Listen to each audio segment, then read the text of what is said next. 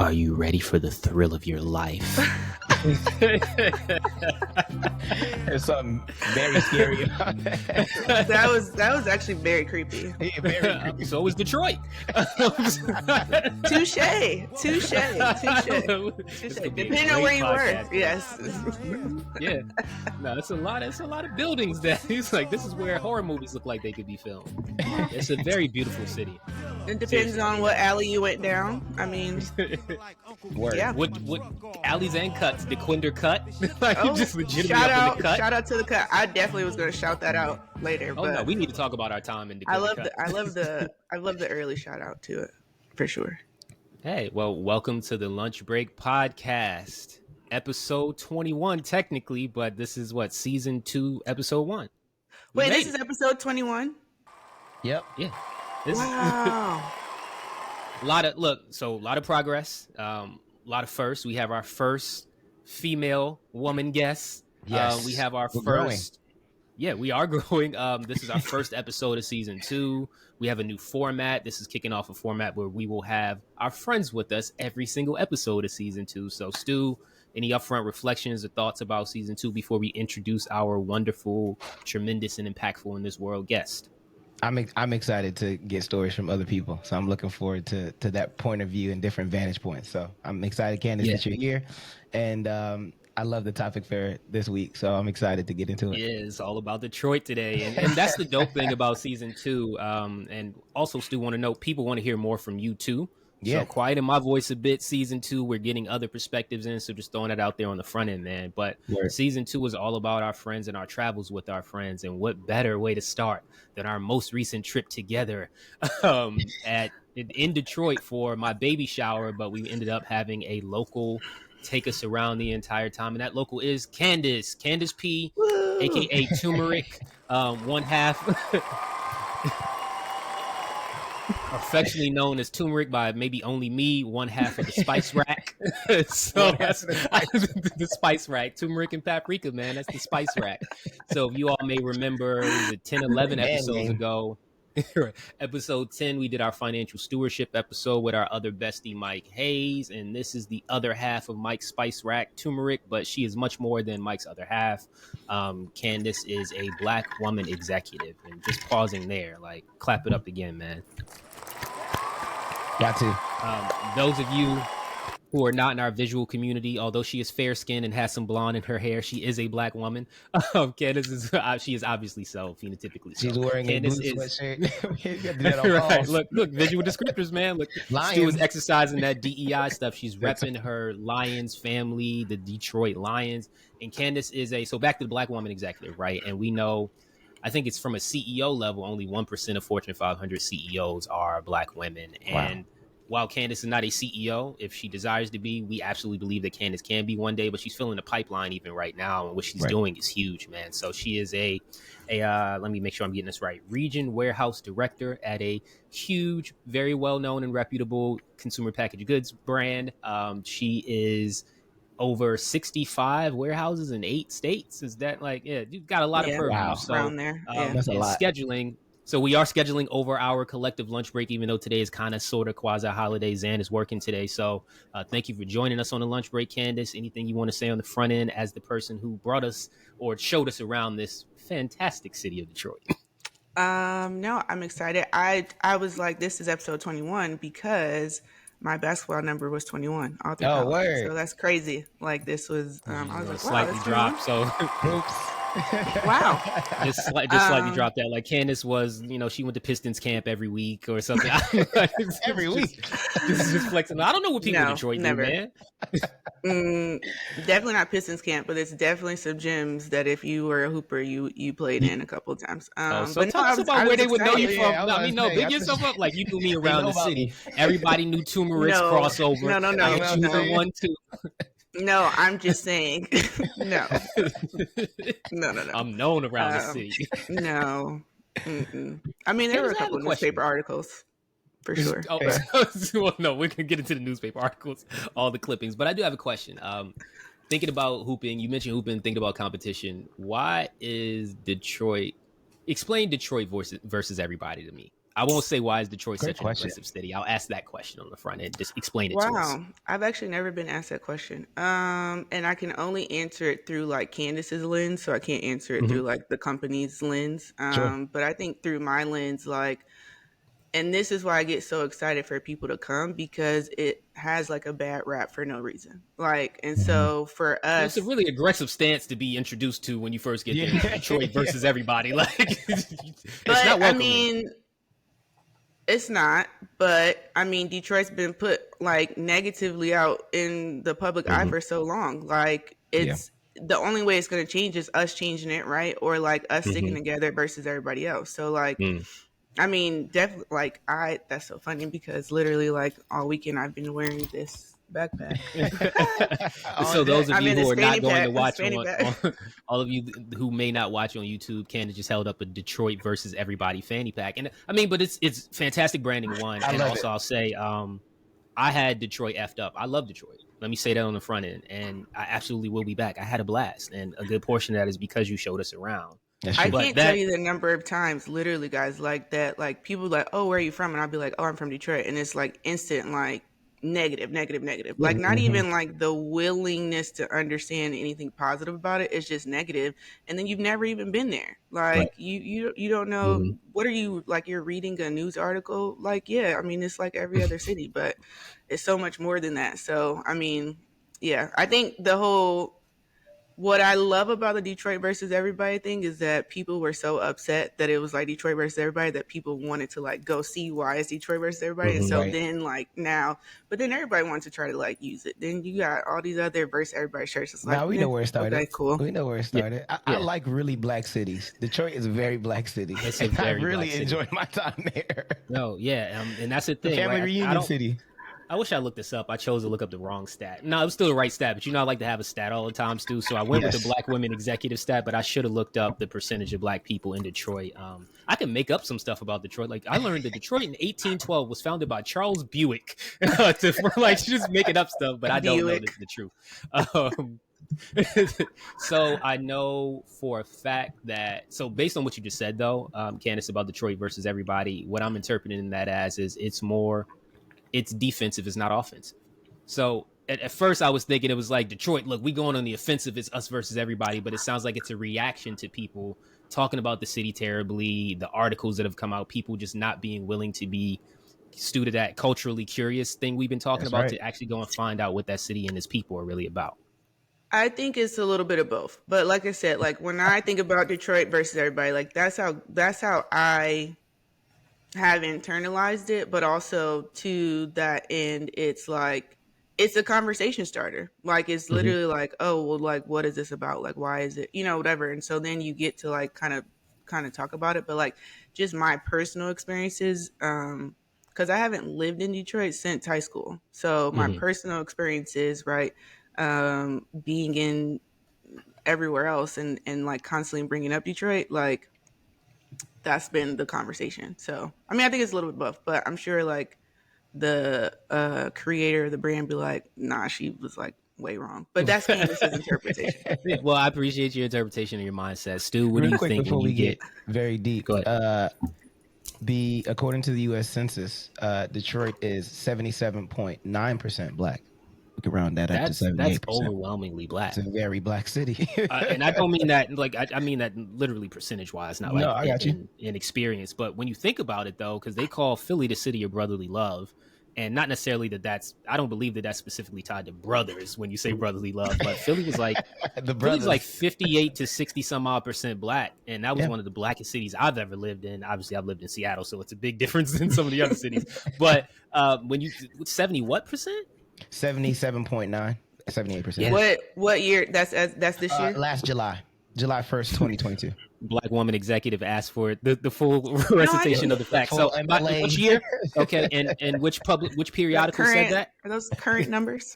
Yeah. Right. Where'd you pull that? No, I'm just kidding. But you feel that. You absolutely feel that. And one of the things I loved about Detroit was that love and familiarity. Like I wasn't everywhere. We were only there for about like 24 to 36 hours, or at least I was personally. So I can't say that I have the largest breadth or depth of Detroit, but from what I've seen and what I experienced, and we were walking around Detroit like in the city at like 1:00 in the morning on a Saturday, so we got to experience Detroit, and we'll talk about it here. But like, it's a wild city, and I loved everything about that wild city. All right, so Candace, you said you haven't lived there since you were 18. You live in DC now. Your family still lives there. Even maybe we should start on the family note, right? Because we came there because my wife is from Flint, Michigan, which is about an hour outside of Detroit. I've never been to Michigan before, so I didn't even know how far Flint was from Detroit. Yeah, this was my first time coming to Michigan. I maybe flew through Detroit, Wayne, at one point in time, but never left the airport. So first experience in Michigan. I land, I'm in Detroit. The first place y'all tell me to arrive at is a sloppy crab. So like just that in and of itself, like that was my first introduction to Detroit. But we're there for family. It's baby shower weekend. Get there on Saturday, baby showers on Sunday, Father's Day. So I was asking about family. Sorry. So on the family note, like, you know, it's one, you're showing us around the city, and then I had the opportunity. I don't recall if Stu got to meet your folks, but I don't think so. Introducing friends to not only your city but also your family is a lot. So I want to know what that was like for you, and especially like let's be honest, we're all friends here. I'm a weirdo, so the idea of introducing me to family has got to be a little stressful. Like I don't know what Sam's going to be dressed as, how he's going to react. So what was that like? Showing us around the city, introducing us to fam. I think for me it was not stressful at all. I think.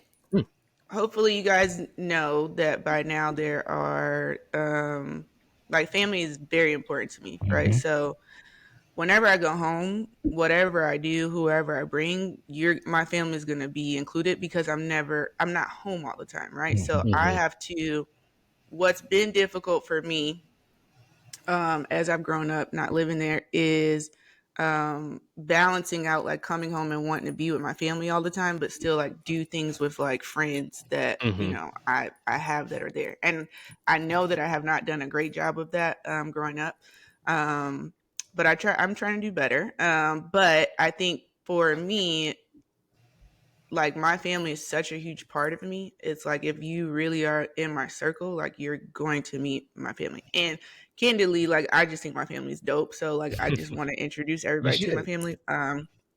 But whenever like I have friends that are coming into the city, like it's not even a thought about like meeting my family. Because honestly, if I have to question whether you can meet or I'm like apprehensive about you meeting my family, like there's a reason why I'm apprehensive. And then it's like, then I start thinking like, should I even be friends with you? Like, so yeah. So, I mean, it's like the first time Mike came to Detroit, he met my whole family. Like it was for my birthday. He met this was my first time meeting Liz's whole family. Yeah, that's true. That's true. Yeah, but he met my whole family. So all of that to say, like, I was not nervous. And it was normal. I guess it was just normal. Like, I didn't even think twice about it. I think I was probably more nervous for y'all to be like, this is lame, right? Versus like, are y'all, you know, like meeting my family? I don't know. We don't require a lot. So, I mean, at this age, it's like. But I do know that. I know that too. So, yeah. You know what? So let's go. I'm gonna dig a little deeper. And let's level set or give some framing for at least my first time meeting Candace.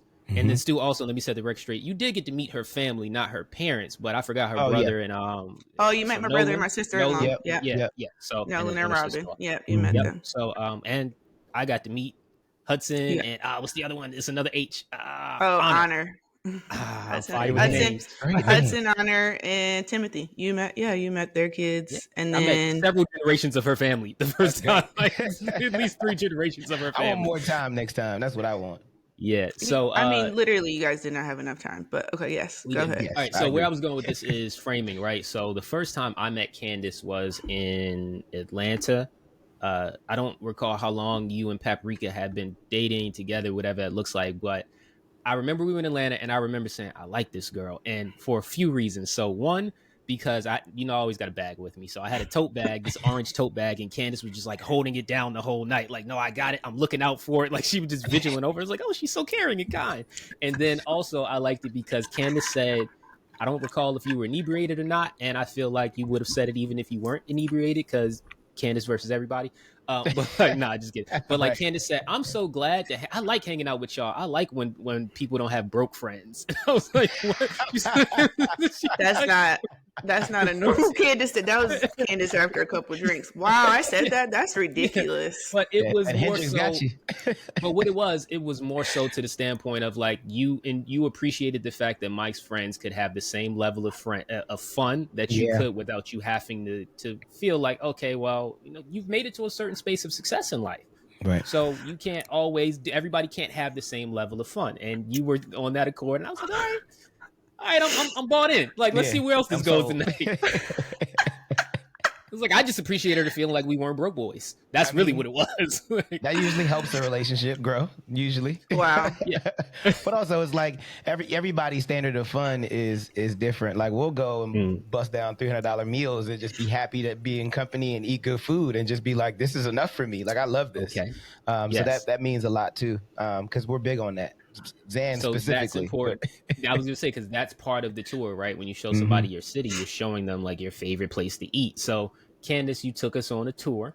Originally, you took us on the People Mover, which when I was posting, like even my wife Liz is like, "Wait, Detroit has public transit?" Like, I don't know if it's public transit or not. It's called the People Mover. It's like a 2-mile. It's not like your typical like public train. I mean, we have buses, but it's not like we don't have like a metro or a subway station or nothing like that. Right? It was even weird. Like I'm gonna give you my perspective getting on it. I thought the stations were absolutely beautiful. Like the art it was just really well designed. I was impressed by the fact that even the stops had Arabic on it, and D&I, man, I love the inclusivity of the city, understanding it has such a big Muslim population. And then that was something it's a huge I had no idea until y'all said it. So we went on that journey about NOI and Fard Muhammad and all of that. But anyway, so the city, each of the stops, and I don't know if they're actual cities or like sub areas of Detroit, but each of the stops are like Bricktown, Greektown. Really it's just like it's just like neighborhoods. It's not. It's just more like what a neighborhood is called. But I told y'all in real time, like these sound like Pokemon gyms. But then you get out of the train station, and it's not at all a cartoon. Like you're walking through metal detectors, and that was the craziest thing.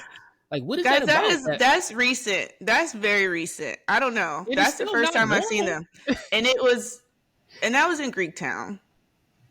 Yeah, that was where in Greektown. You took us to eat. Right across from the casino. Yeah, because yes, I like. And I enjoyed the very food. Specifically, we went to Golden Fleece, which you have, like, if you're going to get a gyro in Detroit, there's only one place to go get it, and it's down there. Now, next to them used to be this pronounced restaurant. gyro for the hood. Right. Oh yeah, I've only ever known as gyro. Next to it though was this fire Greek restaurant that we used to always go to for lamb chops. I'm so sad they closed. Yeah, they have that there, but it's lamb chops. But the metal detectors no, the restaurant. No, it's like it was New Parthenon or something like that. You're right. My bad. Like I'm albeit for me to be like, oh, I know your city better than you. I was in Greektown for 6 hours. So Stu, what was that like though on the metal detector thing? Because that's absolutely crazy, man. Like I need people to actually understand what we're talking about here. So when you're walking through the streets of Greektown specifically, I can't say it's all Detroit, but when you're walking through the streets, you are just walking through like two stand-up pillars. Several times you're walking through metal detectors, cops. But how many did y'all walk through? Because I only saw one. We walked through the city that night. So first of all, Saturday night in Detroit, right? And all allowed. Like I get why they call it Motor City now. This like just loud pipes, pistons. Like I never understood it, but everybody's car, the city's rumbling. There's a pulse and a beat to the city, and then it's like motor oil and frankfurters in the air everywhere, like conies, and like everything smells wild. This is a crazy smelling city. And then you got the fact that all the Canadian wildfire smoke had just had it all sealed in, so it's like an air fryer convection oven of just those smells. It's distinct, but. And then you're walking through these, and we saw wild stuff. The hookah cups. Like Saturday night in Detroit we saw Detroit. Then we saw so intentionally, okay. I knew you guys only had like a night, right? And because I knew like the next day we had the shower, right? And didn't know like what that was. So I knew that it was just like one night, right? And we stayed downtown, right? We stayed at the Renaissance Center. So I was like, okay. where would be like a good air. And I think at that time, like we were hungry, right? Mm-hmm. We wanted to get some drinks. And so like, I was like, oh, we can go on the People Mover, which I don't even know the last time I went on there, right? So a little bit Loved was it. like, oh, Just want to say it again. Loved it. I'm talking to New Get York on there. boys. So we got on there, and I was Still hop the like, turnstile. I probably shouldn't say that on the air, but still hop the turnstile, y'all. It was for creativity purposes. He's a roughneck. Yeah, right. it was partially for content, huh, Stu? That's right. That's right. Exactly. I didn't want to pay Y'all don't need to tell my secrets. Don't talk about my behind the brand secrets. We didn't even say what content. We didn't say what content. We just said content. You told the secret. No, but so then I was like, okay, like let's just go to Greektown. It's close. Even if we didn't take the People Mover, we could have just walked right. There. But then I was like, you know what? Like Greektown gonna give you some of everything. Like y'all gonna get a good some of everything. Y'all gonna get a good sum of everything. That's an understatement. If you only are here for a short time, right? You want to have a good time, not for a long time. We returned to it hours later. We like Greektown called us. It beckoned us back to Greektown. All right, so still real quick because I said I was gonna be quiet, man. So I wanted to get us to how did you feel just walking through the metal detectors? What was your experience walking around Greektown? Daytime with Candace, and then at nighttime when we were unleashed with just me, you, and Audrey. Okay, nighttime was I had my head on a swivel just to make sure we was good. But during daytime it was fine. I mean, it felt like any other place. I live in Atlanta. Everyone has a gun, so that doesn't really at this point it doesn't really faze me as much. So perhaps you felt safer here because the metal detectors were. Oh yeah, no doubt. Yeah, because you could be walking in the park and I mean, literally everyone here has a gun. So yes, I did feel safer. Yeah. I did feel safer, but at night, even with the metal detectors, and we did a long walk. Like we that doesn't really make me feel safe. What'd you say? Well, I'm trying to figure out what the purpose is. Here? Yeah, that's what I'm saying. I'm trying to figure out what the purpose was. True. In the increase of police presence, I don't understand. I don't understand when it started, where it came from. Like I really don't. Like honestly, and I was trying to remember like what was the last time that I was home before this time, but like. That wasn't there. So in a city that's nearly 80% black, right? And when you really think about over policing in our communities, I did not feel safe with the increase of and it's not because of the people, it was the increase of the police presence actually. Right. And remember that night we saw that like paddy wagon coming by, like the Detroit Police Department joined it. It's like, all right, what's going on here? Like, what's happening? I wasn't with you guys at night, so it was a lot. There's a lot of police officers out there. I want to say like every other block we saw a cop, either a car or someone on the street just kind of standing around. Like, I mean, I'm always very weary of that and American flags. When I see like 3 American flags on someone's house, I'm like, okay, hold on. This is a certain level of patriotism. This is the neighborhood for me. This is a neighborhood for me. No, shout out to Independence Day. Yeah. Nah, even still, I'm cool. Shout out to Independence Day. This isn't the neighborhood for me. Right. But alternatively, when I hung the David Hammond's African American flag outside my house, I feel like we got a lot more black people in the neighborhood afterwards. Like there were way more black people over here than I ever remember, and I feel like I gave them that safe space. So different signals. But all right, Stu. So you walking around, police presence, Greek food in your belly, hookah cups left and right. Pants, I spilled some. One of the things, head on a swivel. Head on my pants.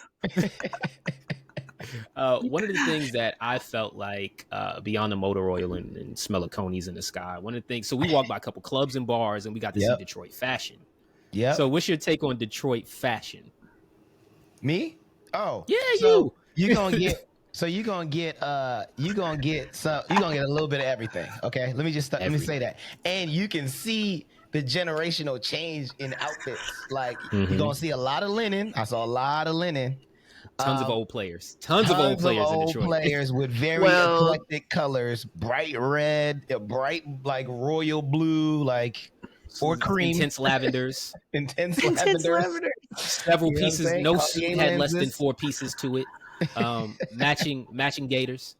And then that one dude that was out gators for sure. Candace, what's the place you took us to? I was just about to say, you guys, you saw all the old players at Burt's on Broadway. It was Burt's. And then the dude was so fresh, and then he just came outside and just started selling sunglasses. And I'm like, wait, I thought he was like, you two can have this fresh.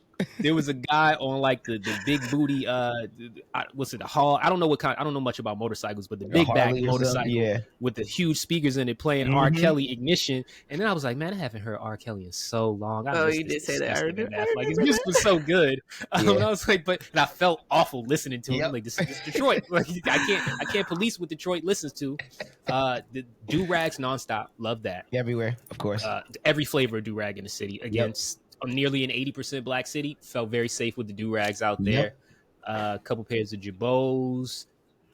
Nah, everybody, you can't just slide that in there, fam. Like, a couple pairs of Girbauds since 2023. It's OD. It depends on how you rock it. Like, I mean, if it's vintage, but it didn't really feel like intentionally vintage, ironic. Right. Girbauds was like, nah, just like this was the straps I stepped out with tonight.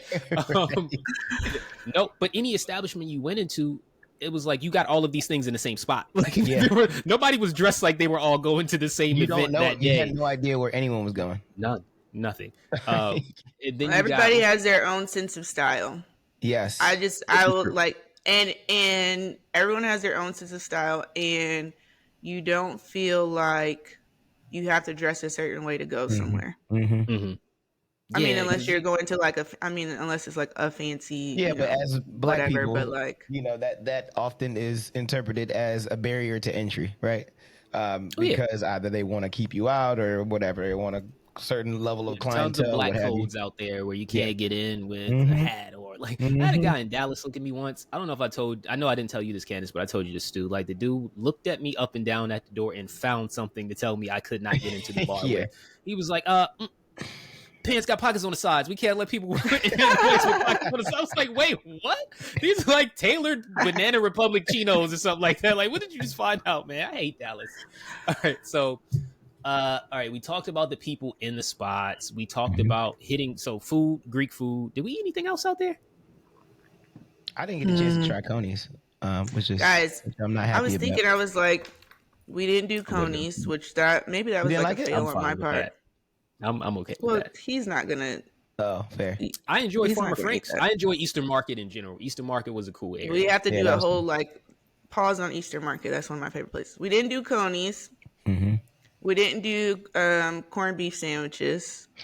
Corned beef sandwich. I've had one in so long. They're so maybe great. Not since childhood. Dang, y'all could have got some from Greektown too.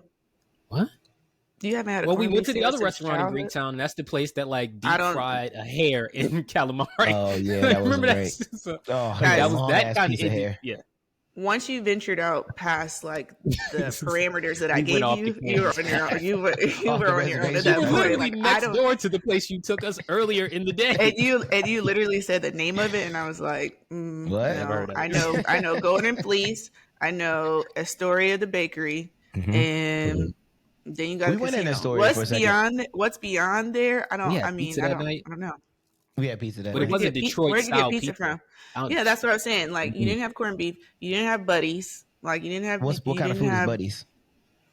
Pizza. It's the like Detroit style pizza. I didn't have Jet.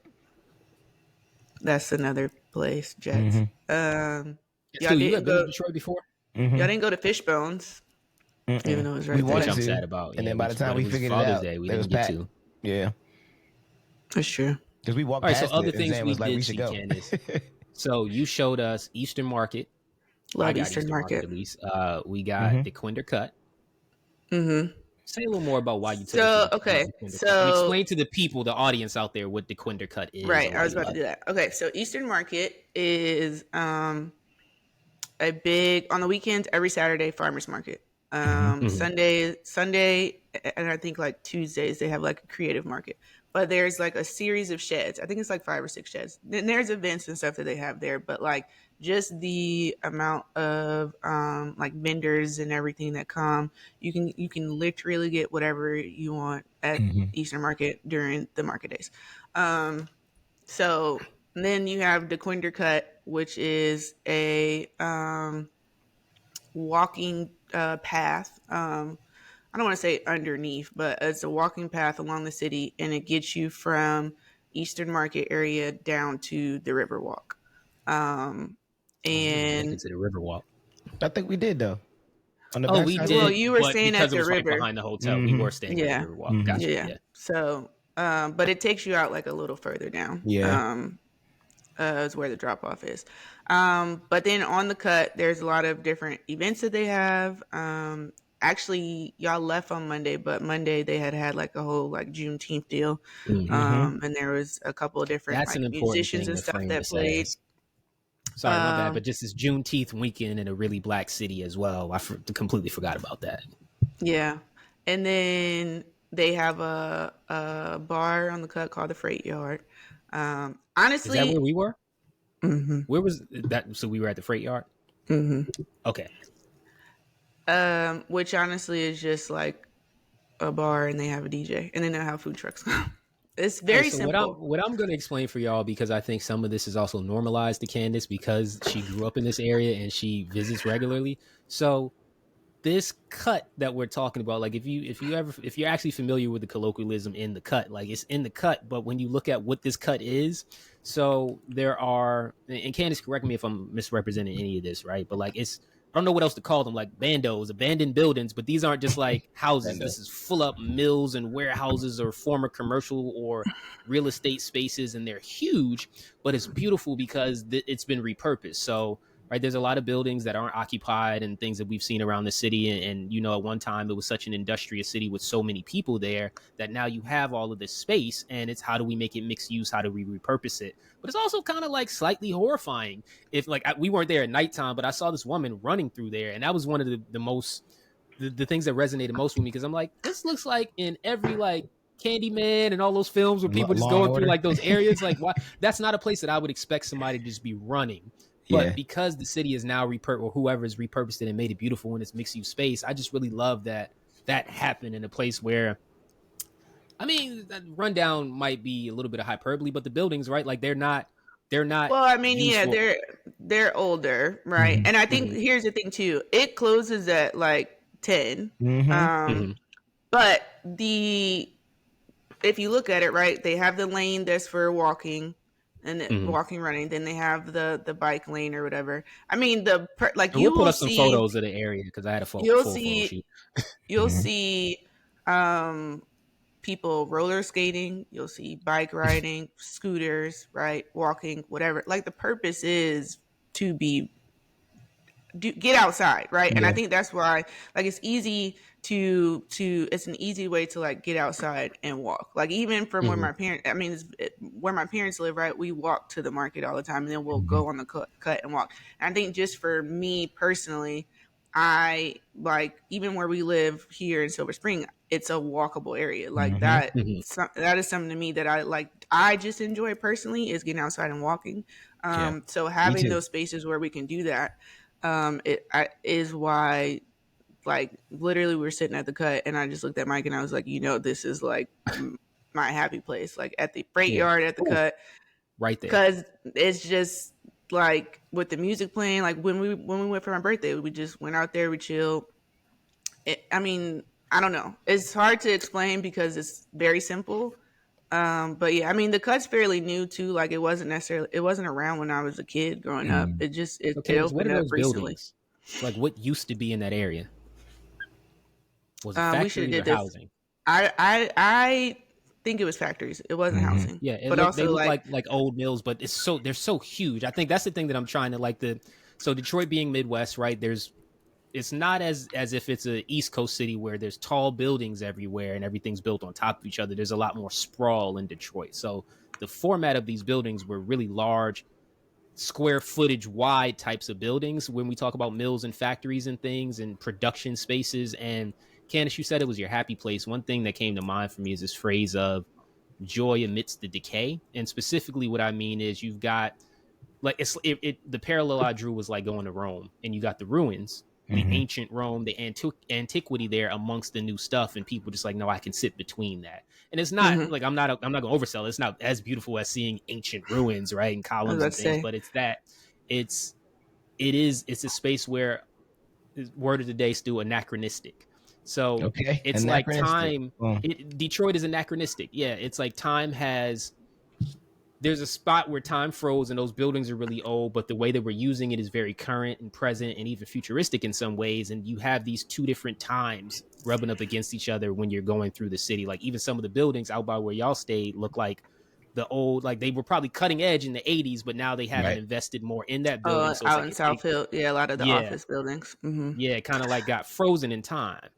But the biggest part that you didn't even mention is all the artwork. That's a huge part. That's a huge part of that of the cut is like, and you guys only saw like a fraction of it. So really, like next time we'll walk. I think it's only like 2 miles long. We can walk the whole cut, and you'll see like the different. I mean, Zan, you're gonna have content overload because there's so much like. And I mean, it's beautiful because I have a particular affinity for red brick. And it's a ton of red brick, and red brick as a canvas for street art just pops in a different way. And it was beautiful, man. And then we had fun at the trucks and stuff, but still like how'd the cut feel to you when you walked over there? Cause y'all came later than us too. So you didn't have like the walkthrough. Yeah. I mean, I would have loved to have walked it because I mean, for all the things that you said, Candace, and also for you, Zan, I do love when you see certain places like that and like, you know, the windows are out or, you know, you see the skeleton of the building. There's always like a story there. There's always like, there's something to learn about it. And you all probably knows about me. I love history. I'm a very annoying history person. So I'll go and research what all that stuff was and how they used it. But I wish we got to walk it more. I love the communal kind of like space that we were in. You had the bar here, you had the food truck here. It reminded me of a portion of Brooklyn that's like the smorgasbord kind of area where there's a bunch of vendors that come on Saturdays and different food and all that sort of stuff. Shout out to but it also reminded me of the Beltline here in Atlanta, where you know they've repurposed the space that would you know, that is exactly what you said, Ken. It's like it's built for you to be outside. Come ride your bike, come roller skate, do what you got to do. Come have a picnic. There's a grass area over there too. So yeah, I mean, it was a very familiar feeling, and it was an environment that I felt comfortable being in. I wish we had more time. I kept saying that the whole week, and I wish we had more time. And the difference between that, so Beltline parallel was really strong. The only difference is that they've put people back in those spaces. So they've retrofitted and converted all of those buildings on so people are either retail space or living space in those joints. But that's a really good one. All right, and so we left there. So, I mean, I don't even remember what else we did after that. Like, that was after the baby shower. The that was after the baby shower. Yeah, because I went from New York that's after to Detroit the shower. to Flint. All right, so you guys had Bucharest. You had shawarmas.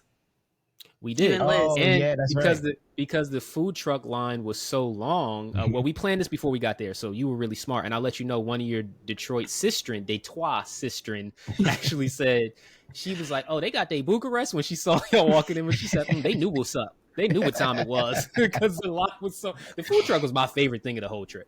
I did like hands down. Everybody, this is where I actually got introduced to the people beyond your family. Like, this is where I was like, oh, this is what Detroit people are like. I'm sold. I'm bought in. There was an amazing lesbian couple behind me that hyped me up about my muscles. I will cherish that memory forever. There was the guy so we're at a food truck this feels very Detroit to me, Candace. You can tell me if I'm wrong or not, but like the hustle, the spirit of just weird random things and nobody even bothering me or what makes sense. There was a dude making egg rolls. It was an egg roll truck. And he was putting anything in egg rolls. Like, and what drew me to it was... He did have very eclectic ingredients for the egg rolls. Yeah, I mean, what drew me to it was sweet potato pie egg roll. I ain't never had a sweet potato pie egg roll. I'm sold. Look, and Mike was like, I can eat a little bit. Like, Mike was sold. So, and then he didn't even have one. So I stood in the line for like 30 minutes. His POS process, everything was terrible. But shout out to this dude. I don't remember your name, or your truck, but I don't remember the name of it. I want to give him his props for being inventive. He was innovative. But I just so. And he was in the right place. So we in a line. One dude orders from the menu a meatloaf and mashed potato egg roll. So this is where I got introduced to Detroit, because everybody in the line, we don't know this guy, but everybody just gangs up on the dude. So now it's legit like Detroit versus egg roll meatloaf dude. Like, yo, why would you even order that? And like people tapping each other like, yeah, I'm wondering the same. I was wondering that too. And we all like, well, can we see it when it comes out? Because And he was like, I don't, because it was meatloaf, mashed potatoes, just things that didn't go. I wouldn't order those things separately, but to have them in an egg roll was like pretty aggressive. And dude turned to us and was like, well, have y'all ever had one? We were like, nah, it's logical. He was like, well, I just figured something I never had before. So we're all going back and forth. And we were like, well, we want to see it when it comes out. It takes 30 minutes for this thing to even be made. So it's like, that's one of the things where, it's one of the things that somebody put on the menu, but it's like, oh, somebody ordered this? Oops. Right. So now I got to throw it together. So I don't even know if I had this. It wasn't like, even ready. He was like, damn, I got to put this together. And to the point where I sat down and people came back and they were telling me like, it actually was good. They came back to follow up like, it looked good and it was actually pretty good. But we bonded in the line over this. I was like, nah, y'all are cool people out here. I tell people all the time that Detroit it will give you small town vibes in a big city. Yeah. Like people are, to that point, right? Like people are not like the first time Mike came, we went to Eastern Market, Abby, and he wanted a cup of coffee. And so there was a vendor there selling coffee. And, I told the vendor, I was like, oh yeah, this is, his first time at the market. He was like, is this your first time in Detroit? And he was like, yeah, he was like, oh, he was like, the coffee's on us. Like, he was like, that's dope. We were like, really? He was like, yeah, no. Like people genuinely, I think part of it too is like, especially if I got a first timer discount there somewhere too. I think if you're with a local, like you've at that point already been vetted, right? So like, obviously like you're cool. But no, like I really do think that you get small town vibes in a big city. Like people are, for the most part, people are genuinely like nice. I'm not going to say like, I'm not going to sell this dream, right? There's always a caveat, but I think people that I've like, even a couple of my friends that came that same birthday trip, like they went and ventured off on their own and did other things, but still had the same conversation, like very great interactions with people. So I think that all plays into like that whole like misconception of like what this city, like is. But I think, you definitely get small town vibes in a big city. So that's why the people rocked with you in the line. Y'all shared that line. No, everywhere I was, and like some of that I just like to believe that maybe I'm somewhat of a cool person that people just rock with. But I'll also attribute it to the Detroit vibes. But like there were just people everywhere that were, two things can be true. It was just it felt dope everywhere I went, and back to that idea of just being in a space where nearly 80% of the people at least look like you, right? And you're living in some way a shared experience that has to come off with it. Like, no, I'm brother, we both living through the same thing right now. Like, hey, I see you, and being seen and felt like, no, I'm just interacting with everybody. It felt good. I loved it out there. I just noticed what I really would be interested. Oh, go ahead. I was gonna say, I just noticed that when I walked to the food truck while Zan was in line, like he had this big goofy smile on his face. It was like, yo, he's having a good time over here. Great time with the people. But he's having a good time. That must have been after they commented on his muscles. Had to be. Hype me up. Gas me up. Like I will take all of it. No, what I was gonna say is, I'll say this real quick. Stu, did you see my grandma called us both handsome on the podcast page the other day? You. We need to talk about that. Yo, all right, go ahead. I didn't make that up.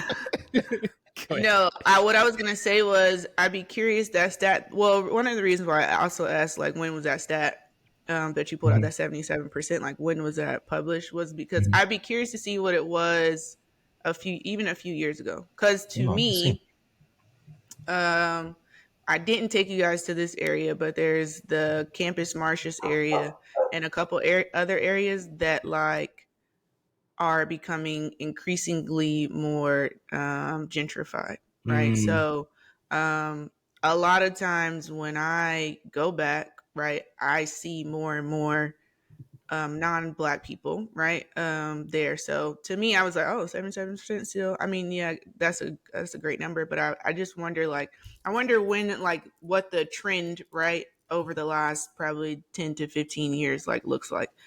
Because we like intentionally, right, Greektown, a lot of them ain't gonna be in there. But if we would have went to like that Campus Martius area or some other areas, like you probably would have got a different, still would have been super nice, right? Still would have been super genuine people. It just wouldn't have been like as Black of an experience as what you guys. Yeah, and that's where I think there's like that difference between urban revitalization and gentrification. Right, there are two different things, and the property values. I can imagine without knowing the statistics, to your point, Candace, or the trend, but the property values are such where you would invite people who have had more finances over time and systemically been able to go and then invest in communities in ways that benefit maybe not necessarily the people who hail from those communities. So we did not experience that, actually. And that was the thing I was wondering, like, I didn't see a lot of the houses in Detroit, because we were downtown most of the time and by the water. I did. We went to I think it's called University something. I don't remember the name of the neighborhood, but it was the restaurant I went to on Saturday or something. We went to Barda before you met up with us. Yep. No. Barda was your Sunday dinner, right? Yeah, Barda was after we left the food truck. Was that Sunday? Yeah, but Saturday y'all went to, because you were over in like Livernois area. You went to yes over there. Yeah, the vegan place. I forgot what it's called. I don't remember.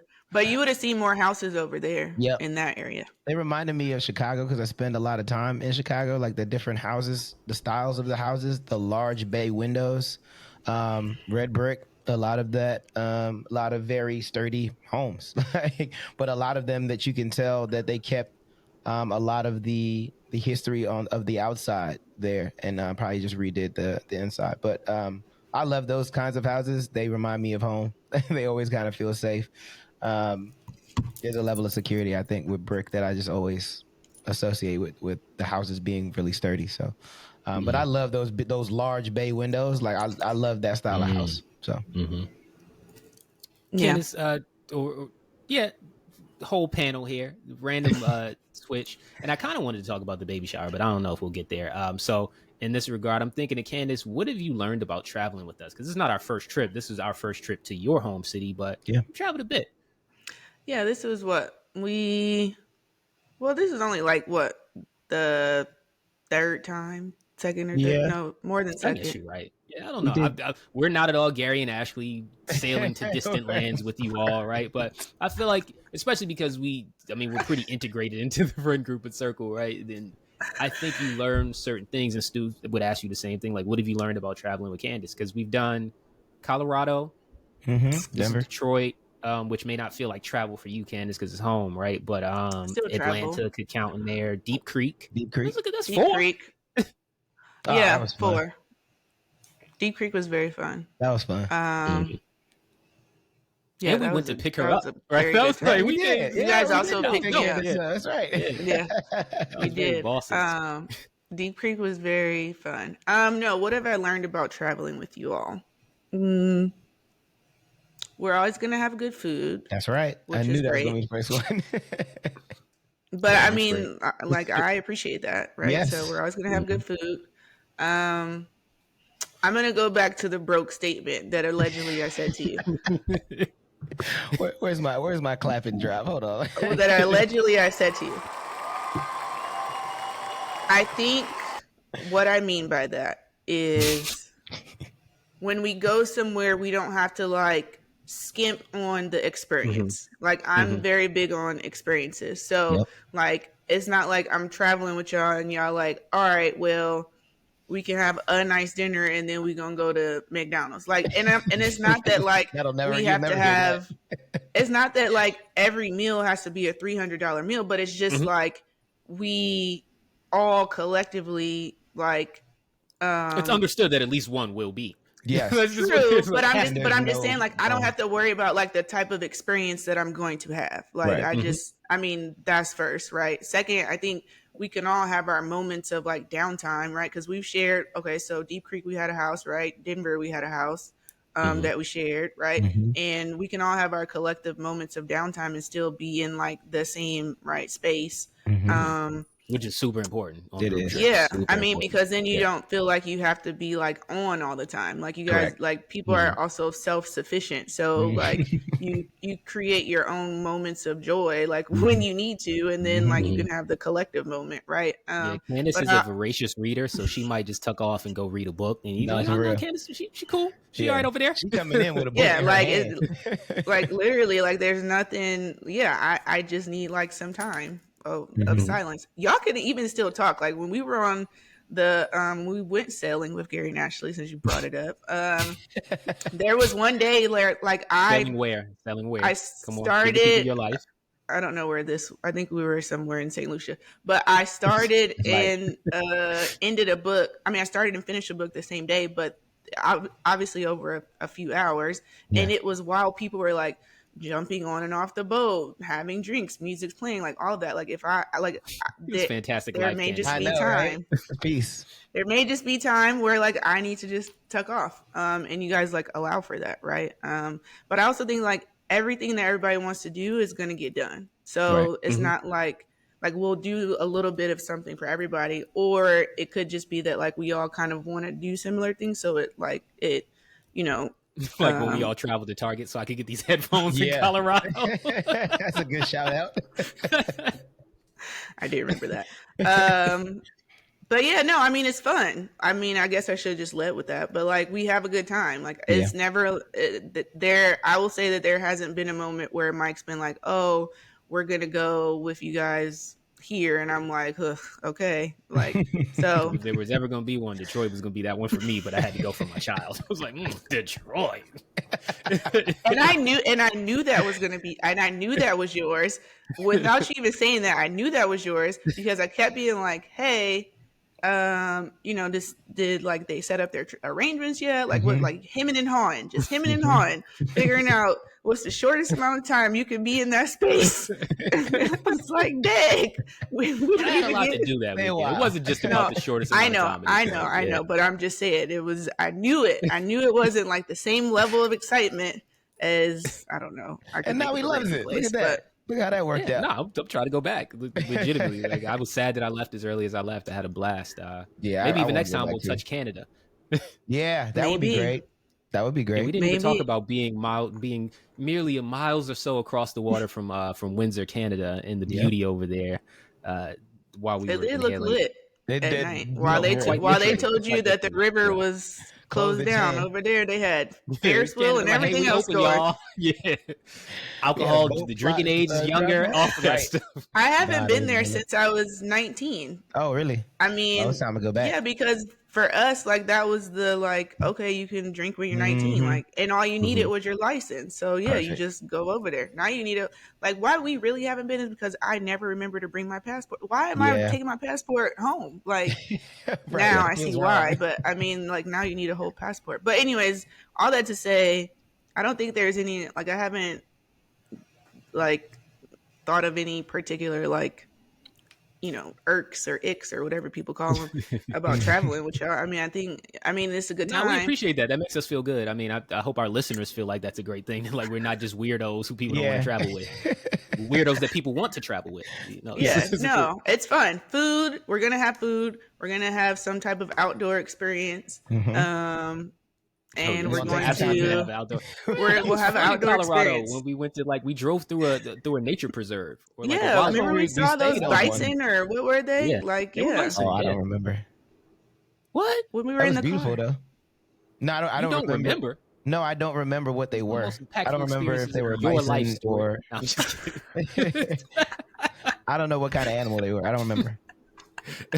Yes, I believe they were bison. So. Thank you for your reflection, Candace. We appreciate those. Stuart, what have you learned about traveling with Candace? I learned that Candace is not going to try to do too much. She's absolutely going to be. She's going to take her time and be by herself and have her moment, and then she's going to come back. One thing about Candace that's really interesting is she can be just like she said. She can be sitting on the couch, reading her book, be in the book, but also hear everything that's happening around her to the point where she'll pause in the book and finish or make a comment about something that we were talking about, which I really appreciate her presence because that's how she shows up. And I love that she's taking care of her soul, but she's also aware of what's happening around her, which I just appreciate just in general. That's good. All right, moving on. Or should I? You're not going to share? I was like, wait a second. I'm just being weird. So I would say Candace is a logistician, which probably comes to mind, just on the front end is Candace is going to have the logistics laid out for each move or question whoever's leading in the moment's logistics. And make sure they know what they talking about. You legitimately have to win Candace's confidence. Nah, like, all for right, real. this person is a thinker. They're gonna think through it. That was like first trip ever. I was like, oh no. Candace, like, and then even back to that, she's gonna be in the conversation, but she'll be fact checking. Okay, yeah, this is the shortest way to get there. And, like, so that's definitely number one. She's a leader. So it's like it makes sense. Like, in my mind, I felt like when I passed the Candace test, I was like, oh, I got some trust. Like the speed of trust is a thing.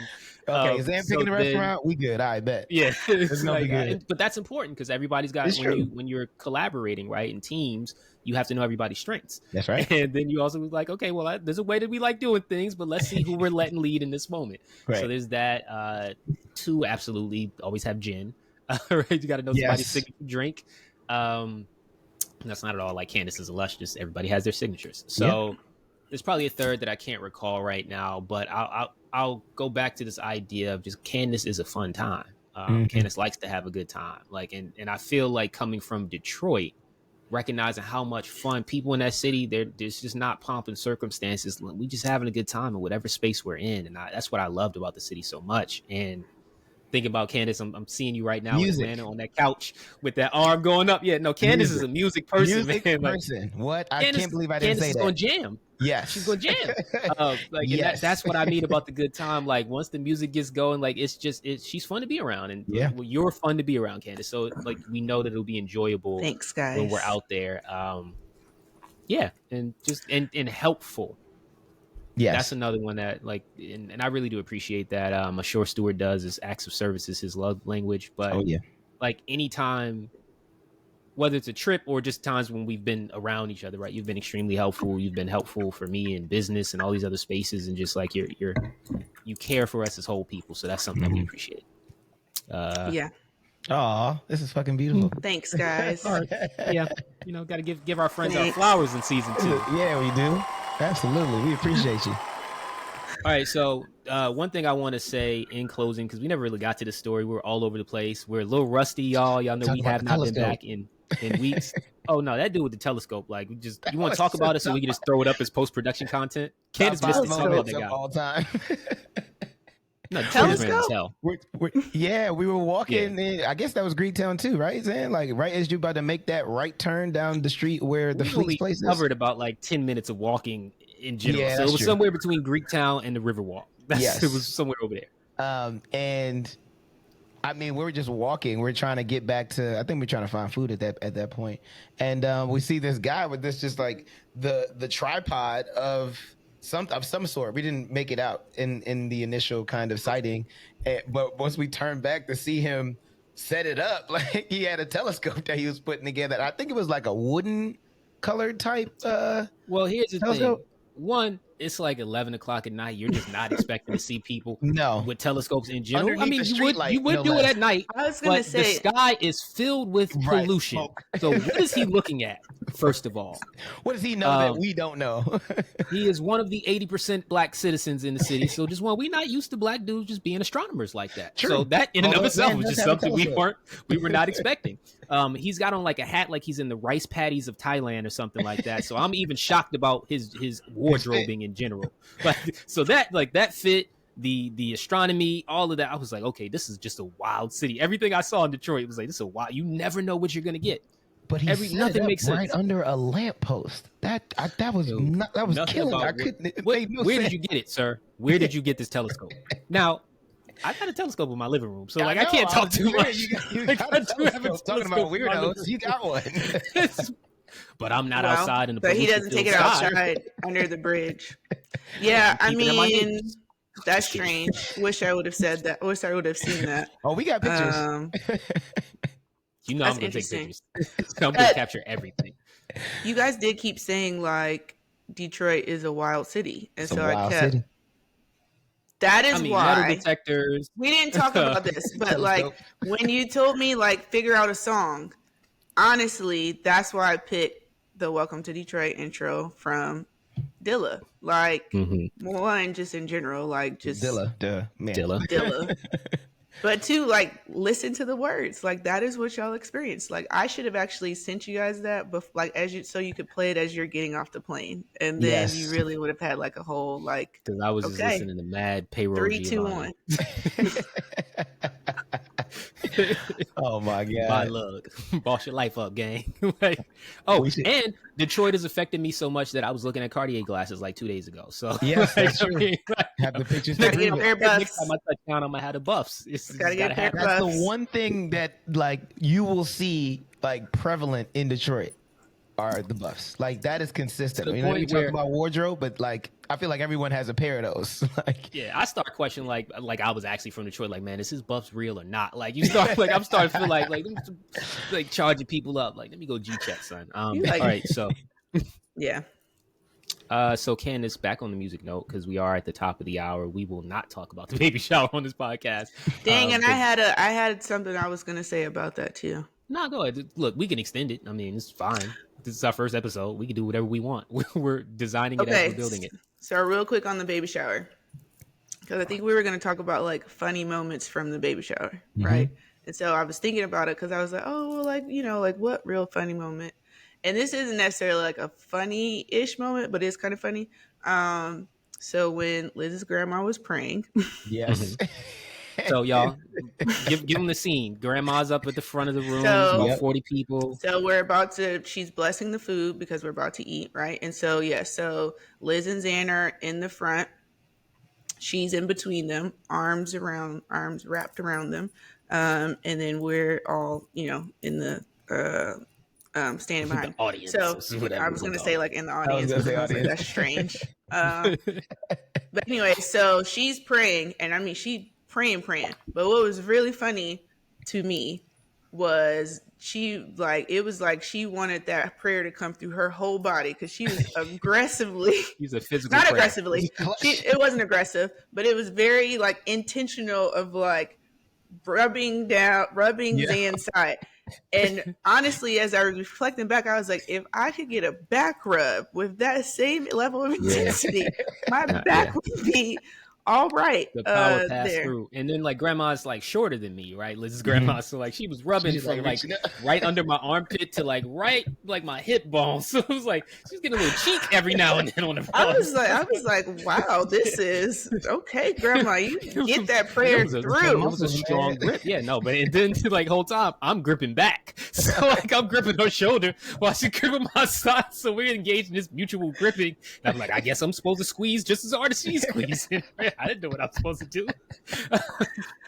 No, but the baby shower was beautiful. It was very beautiful. Thank you for inviting us. And just as much as I am all about Detroit, Liz's family is all about Flint. And I appreciated that because, I mean, her cousin was like, yeah, I'm a Flintstone. And I was like, I love it. What I never thought about, like, I call Liz Wilma, and we have this, like, Flintstones motif in our marriage, but I never even thought about the fact that that's what they're, I say that. No, that's what they're known as, Flintstones. I haven't thought about that. Huh. Mm-hmm. Yeah. It's coming soon. Yeah. I mean, it's already out there, you know, but like, okay, yeah. And I was only in Flint for like, because the baby shower was in Fenton, but I was only in Flint for like maybe 10 minutes. I picked Liz up from Flint, and I was just like, so this is Flint, huh? I just looked at downtown. I was like, I'm getting so much Michigan landscape and geography, topography is actually just beautiful. I loved seeing the trees. It sounds so random, but y'all know I like nature. So. No, you know what's a really beautiful place in Michigan? Traverse City. City. I've heard the name of it, but I've never been. I don't know. I'll have to see. But it's great. They have a cherry festival every year. Bomb cherries. But no, it's like that scenery here is so really specific. Great. Best cherries in the nation. Traverse City. About to have a Manhattan. Traverse City. Yeah. All right. Stu, give us some baby shower reflections since we went there. Man, for me, it was just amazing to be able to show up for you, man, because just like everything you've been through in life, and which is well chronicled and documented on the podcast. So go check out season 1 if you need to know all of that. But it was a nice culminating moment that showed the blending of families, because we didn't really get a chance to do that for when you got married because it was during the pandemic. Mm-hmm. So this was like the first time that all of us, like all of the families, kind of like in the same room and mingling and having conversations. To be fair, I want to be responsible with our platform, so it wasn't my whole family either. No, it wasn't your whole family, but of my side of the village missing. Yeah, but that's why it was an honor to show up for you in that moment. You know what I mean? Mm-hmm. Because we became the representation of who you are on that side, which I think was great, and it was just good to see. It's good to see where Liz comes from and the people that are in her community. So yeah, I think that was classy family. Grandma said, yeah, loyal family. Loyal family. Yeah, it was good to see. No, but they were genuinely nice too. Yeah, like they were genuinely like excited for us to be there. Like it was like it was when they were like, oh, like you guys are like, here's your, and I was like, oh, okay, like hey y'all, how you doing? Yeah, so it was great. Many of them I had never met before, so it's like you standing up there, and I told my immediate leadership team, like my peer leadership team at work, like I got to stand in front of like 40 of my wife's family members and tell them I'm the person that knocked up their daughter and granddaughter and cousin and aunt and stuff, because that's what it was. We didn't have the wedding in that way. It was on Zoom. 6 people in person, 3 from my side, 3 from her side, including us, and you were the pastor. So it's like they really didn't get.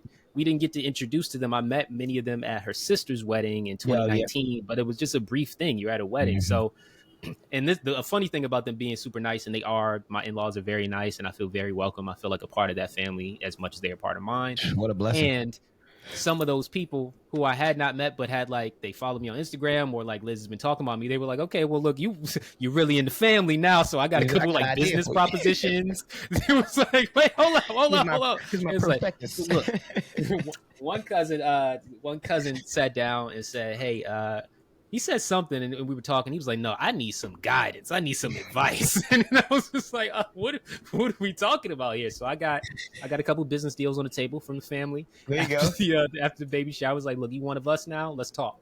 let's make this partnership real. That's right. I would say a beautiful moment, though, before I forget, is when you explain the power in her name, which I think was... I mean, for us, we know you're just a super thoughtful dude, so everything connects, and you also have just like this way to listen to the world that I think a lot of people don't necessarily have. And just to hear, the level of thought that you both put into, her name, I think was just... It was touching. It wasn't both. It was all me. Yeah, I'm not giving Liz any of that credit. That's all me. She didn't even like the name at first. Fair enough. But I am getting full naming rights on that scene. Liz is growing her, but that was my name.